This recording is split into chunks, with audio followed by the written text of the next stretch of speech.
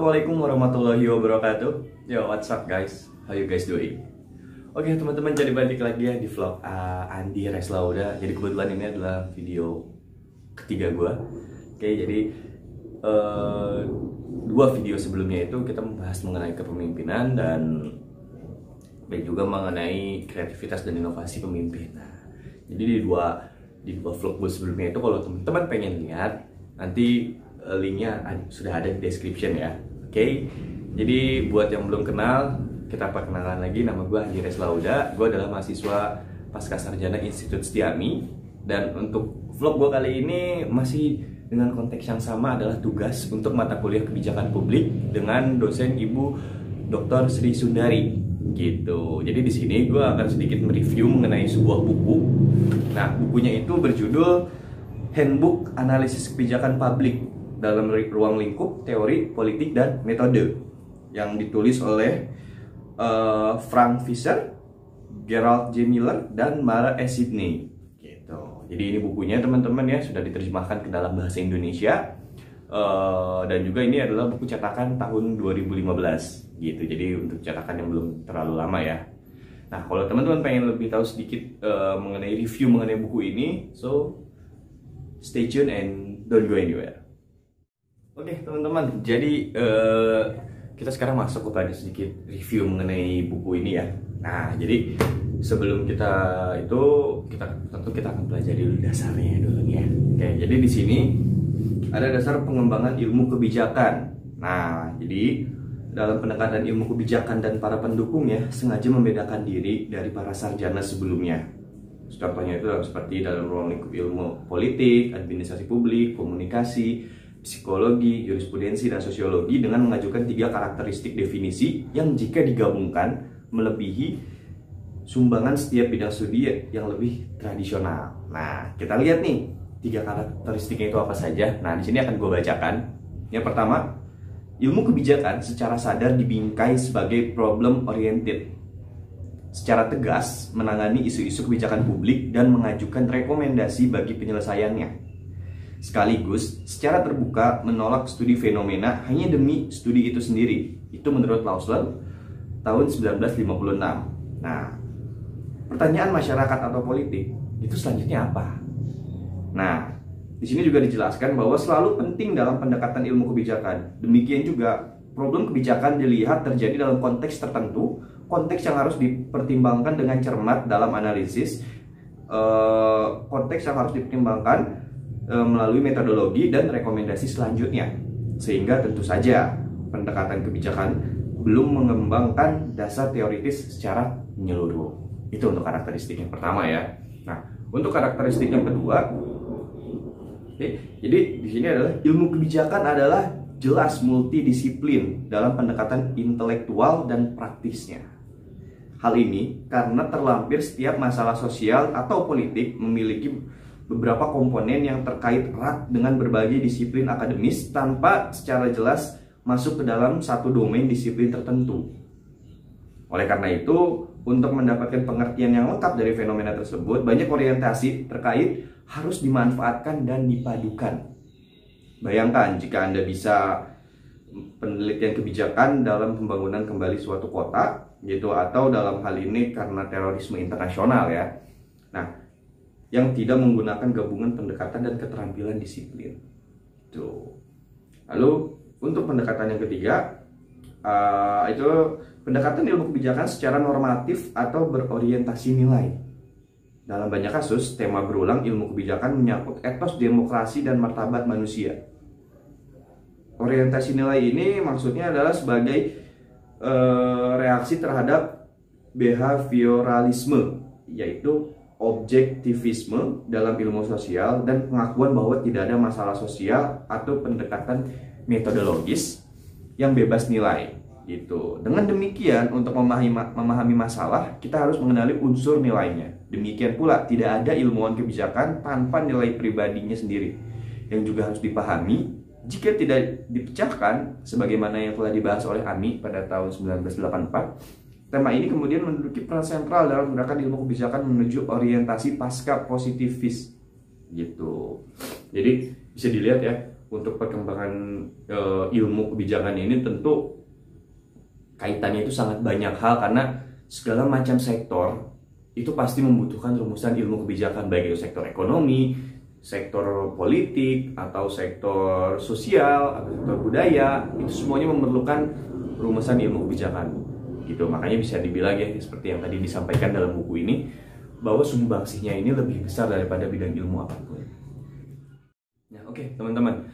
Jadi sekarang kita masuk ke dalam teori siklus kebijakan ya. Nah, jadi di sini akan membahas siklus kebijakan atau model proses kebijakan yang disederhanakan.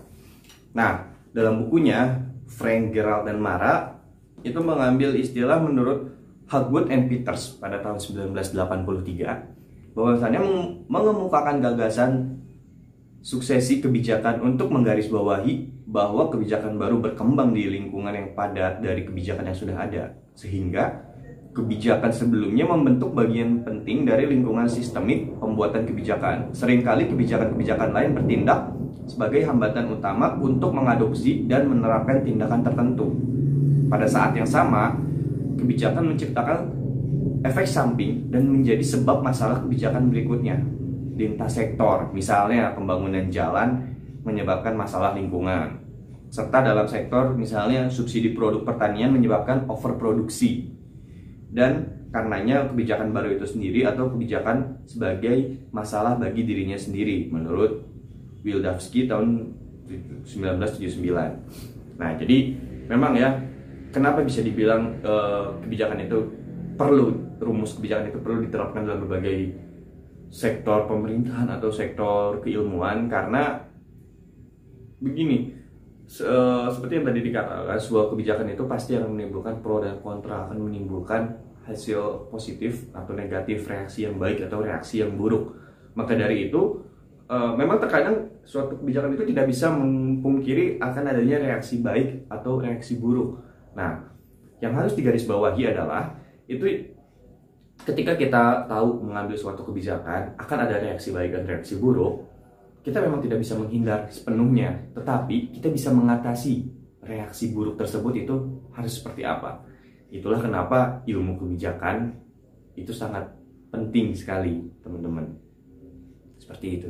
Nah, dan yang pasti seiring berjalannya waktu pun ilmu kebijakan ini pun terus berkembang ya, teori-teorinya pun terus berkembang mengikuti perkembangan zaman. Nah, oke, teman-teman. Lalu selanjutnya kita akan coba sedikit mereview mengenai teori implementasinya nih. Nah, di sini dijelaskan itu mengenai teori implementasinya, itu ada teori implementasi atas bawah, bawah atas, dan hibrida. Nah, di sini akan kita coba sedikit kumpas secara garis besarnya ya. Nah, jadi 3 generasi penelitian implementasi yang disinggung di atas dapat dibagi menjadi 3 pendekatan teoritis yang berbeda pada studi implementasi. Nah, jadi ini biasa digunakan dalam teori itu, bisa digunakan sebagai acuan untuk implementasi kebijakannya. Nah, yang pertama itu ada namanya model atas bawah, menekankan terutama pada kemampuan pembuat keputusan untuk menghasilkan tujuan kebijakan yang tegas dan pada pengendalian tahap implementasi.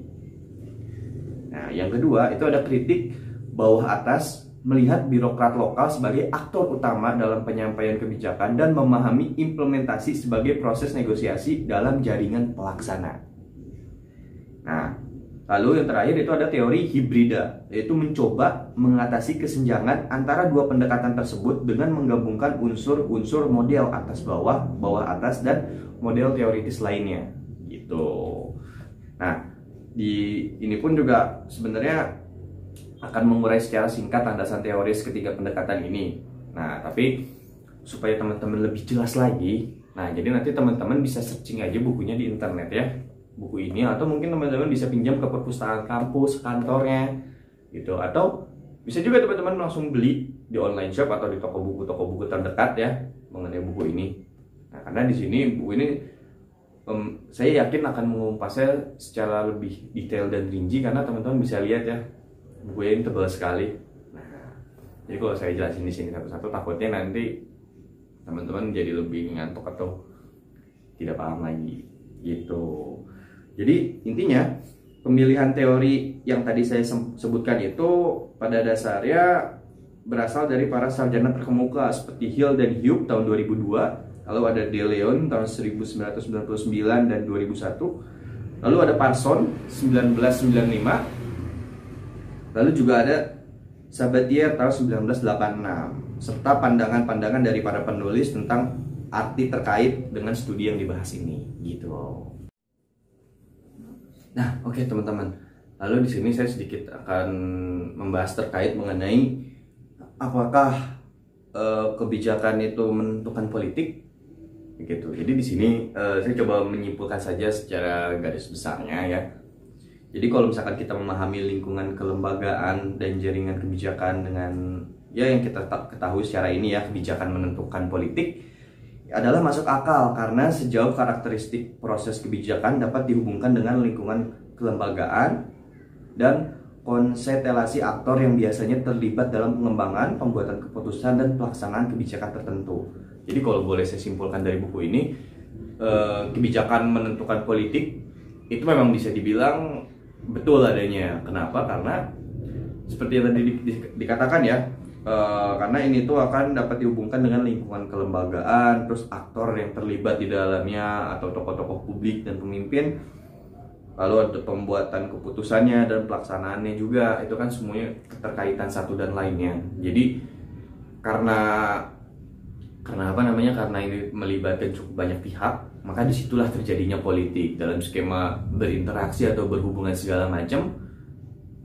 Di situ terciptalah suasana atau isu politik yang nantinya tuh akan menentukan apakah kebijakan ini bisa berjalan dengan baik atau tidak, apakah kebijakan ini efektif dan efisien atau tidak. Karena memang semuanya itu terkait dari lembaganya, lalu juga pembuat keputusannya dan pengambil keputusannya. Mungkin mereka memiliki perbedaan pendapat yang di situ akan menciptakan suasana atau isu politik yang pada hasilnya nanti keluarlah menjadi suatu kebijakan gitu. Jadi memang sekali lagi tidak bisa dipungkiri ya, atau memang cukup make sense atau masuk akal bahwa kebijakan itu menentukan politik, atau kebijakan itu tidak bisa lepas dari yang namanya politik. Oke teman-teman, jadi itu ya apa yang tadi gue sampaikan itu sebenarnya itu adalah secara garis besar menurut pandangan saya, karena kan dalam buku ini ada 3 konteks yang disebutkan: teori, politik, dan metode. Jadi saya mengambil garis besarnya saja. Tapi kalau nanti teman-teman berminat untuk membaca lebih jauh mengenai buku ini, nanti teman-teman itu bisa cari aja buku ini secara online, atau pinjam di perpustakaan kantor atau tempat kuliahnya atau kampusnya, atau bisa beli juga di toko buku terdekat gitu. Dan yang pasti terima kasih banyak ya buat teman-teman yang sudah menyaksikan video ini. So don't forget to hit subscribe, like, comment, and share. Okay? So see you guys very soon. Bye bye.